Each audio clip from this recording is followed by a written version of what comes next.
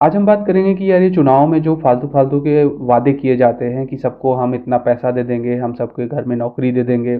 हम सबके घर में आई डोंट नो हो सकता है कल को बोले भैया जो सिंगल हैं उनको गर्लफ्रेंड दे देंगे, जिनकी शादी नहीं हो रही ये कर देंगे, वो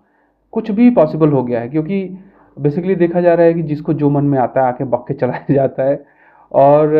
इस बारे में कोई कुछ बोलने को तैयार नहीं है। सारी पार्टियां करती हैं तो कोई एक पार्टी ऐसा नहीं है कि कोई एक बचा है और दूसरा नहीं बचा है या कोई एक कर रहा है और दूसरा नहीं कर रहा है क्योंकि सब कर रहे हैं उसमें हमाम में सब नंगे हैं। तो अब सवाल ये उठता है कि यार अभी आज एक सुप्रीम कोर्ट का जजमेंट आया है, ऑब्जर्वेशन आया है जो कि मुझे बहुत सही लगा है कि यार ये जो फ्रीबीज वगैरह की बातें आप कर रहे हो, ठीक है, अगर आप ये बता रहे हो कि आप कुछ दोगे फ्री में पैसा जॉब जो भी जमीन जायदाद जो भी देना है आपको, आपको ये बताना पड़ेगा कि सोर्स क्या है उसका, आप उतना पैसा लाओगे कहाँ से जो आप देना चाहते हो। लोकतंत्र का सबसे बड़ा जो वीकनेस है वो ये है कि जो पॉलिटिकल लीडर है उसको बस अगला 5 साल सोचना है, ठीक है, और एक बार आप सेलेक्ट हो गए इलेक्ट हो गए तो उसको आपको पता है कि 5 साल बाद तो हम चले जाएंगे फिर से इलेक्शन लड़ना पड़ेगा और वहां से सारी प्रॉब्लम्स का जो है जड़ एक स्टार्ट होता है।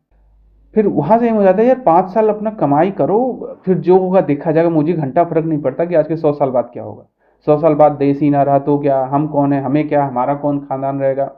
तो इसलिए आप देखोगे भारत के ज़्यादातर पॉलिटिशियन, ज़्यादातर ब्यूरोक्रेट, ज़्यादातर डिप्लोमेट्स, ज़्यादातर अमीर लोग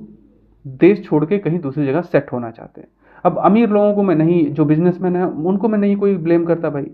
वो बिजनेस कर रहे हैं पैसे कमा रहे हैं, उन्होंने कभी नहीं कहा कि वो आपकी सेवा करेंगे या फिर आपकी रक्षा करेंगे, कुछ नहीं, वो अपना काम कर रहे हैं। तो अगर वो देश छोड़ के जाना चाहते हैं I have nothing against them.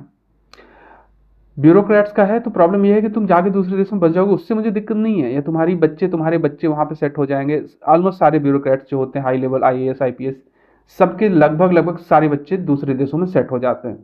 पता नहीं कैसे उनका एडमिशन अच्छे अच्छे जगहों पे हो जाता है, हर जगह से उनको क्या बोलते हैं स्कॉलरशिप मिल जाता है, सब कुछ उनके साथ अच्छा हो जाता है। और पता नहीं हो सकता है उनके माँ बाप की ईमानदारी को देखते हुए ऐसा कर देते हैं वो सब। तो सवाल ये उठता है कि आपके पास इतने पैसे कहाँ से आते हैं, कैसे आप सेटअप हो जा रहे हो, कैसे आपकी लाइफ में यार कितना होता है सैलरी एक आईएएस ऑफिसर, कैबिनेट सेक्रेटरी का सैलरी शायद 3 साढ़े 3 लाख रुपए होता है। तो कैबिनेट सेक्रेटरी का सैलरी से भी आप चाहेंगे तो बहुत अच्छा लाइफ नहीं जी सकते, मतलब ओके टाइप का ही लाइफ जी सकते हैं। अगर वेस्टर्न कंट्रीज में जाएंगे तो आप तो खर्चे ही नहीं निकाल पाएंगे। तो सवाल उठता है कि कहाँ से ये सारी प्रॉब्लम्स आ रही हैं, और इन सारी प्रॉब्लम्स का जड़ यही है लोकतंत्र।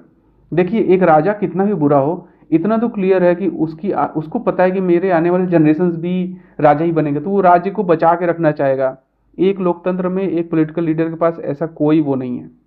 ठीक, उसको पता है कि मैं 5 साल के लिए यूज कर रहा हूँ, ये मेरी चीज है नहीं, तो मुझे अपनी चीजें बनानी है, और वहीं से तो यार करप्शन स्टार्ट होता है। ब्यूरोक्रेसी में करप्शन इसी कारण से होता है। उनको पता है कि यार हम इतने साल तक जॉब कर रहे हैं, उसके बाद तो घंटा मेरे बच्चे को थोड़ी जॉब मिलेगा। इसका मतलब मैं ये नहीं कह रहा हूँ कि ये सारी चीज़ें वंशानुगत होनी चाहिए, सारे जॉब्स वंशानुगत होने चाहिए, लेकिन जो एकदम टॉप पे है यार, मुझे लगता है कहीं ना कहीं यार राज्य व्यवस्था उतनी भी बुरी नहीं थी। मतलब एटलीस्ट उनको ये तो पता है कि मेरे आने वाले जनरेशन यहीं पे बैठेंगे तो मैं इसको बेच नहीं सकता।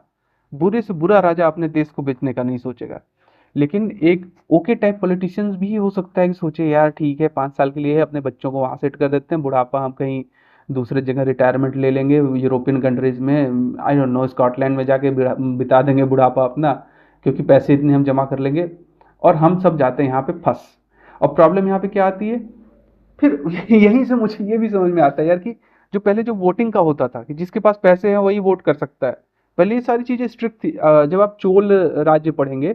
चोलगढ़ राज्य में होता था ऊर करके एक असेंबली होती थी, वहां पे इलेक्शंस होते थे। तो इलेक्शंस में जो है वहां पे क्लियर किया गया था कि भाई आपके पास अगर जमीन है तभी आप इलेक्शन लड़ सकते हैं, या वोट करने के लिए भी ऐसा सेटअप था कि कुछ मतलब एक होना चाहिए मिनिमम यार, अगर तुम वोट करना चाहते हो तुम्हारे पास कुछ खोने को होना चाहिए। ठीक, ऐसा ना हो कि कोई आके बोल दे अरे चलो तुम 2,000 ले लो, तुम 5,000 ले लो, और तुम जाके खटाखट, बेचारा जो बहुत मेहनत कर रहा है, टैक्स पे कर रहा है, सारे नियम कानून फॉलो कर रहा है, उसका वोट, और जो जिसके पास कुछ नहीं है दारू पी के सोया रहता है उसका भी vote same. I don't know man, मुझे लगता है कि हम लोगों को इस दुनिया को दूसरे नजरिए से देखने का समय अब आ गया है। हम लोगों की अपनी दृष्टि बदलनी ही पड़ेगी, और कोई दूसरा रास्ता नहीं है।